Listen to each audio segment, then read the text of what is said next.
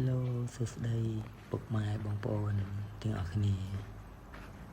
ថ្ងៃនេះខ្ញុំបាននាំ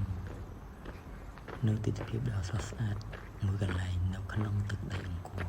វត្តនៃប្រទេសកម្ពុជាយើងនេះជាផ្លូវមួយចូលទៅទីអាសនៈរបស់លោកតាពេជ្រដែលគេល្បីតៗគ្នាតាំងពីសម័យមហានគរម្លេះថាលោកតាពេជ្រគឺជាលោកតាមួយអង្គដែលពូកែស័ក្តិសិទ្ធិដែលជាជនសមវ័យគឺបាន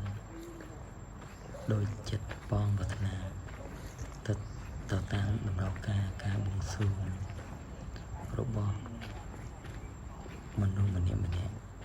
នៅវ័យដែលគាត់បួងសួងសំលៀបសំជ័យទៅតាមជំនឿរបស់ពួកគាត់ទាំងអស់គ្នាខ្ញុំបានមកដល់ហើយនេះជាទីកន្លែងរបស់លោកតាពេជ្រក្នុងទឹកដីអង្គរ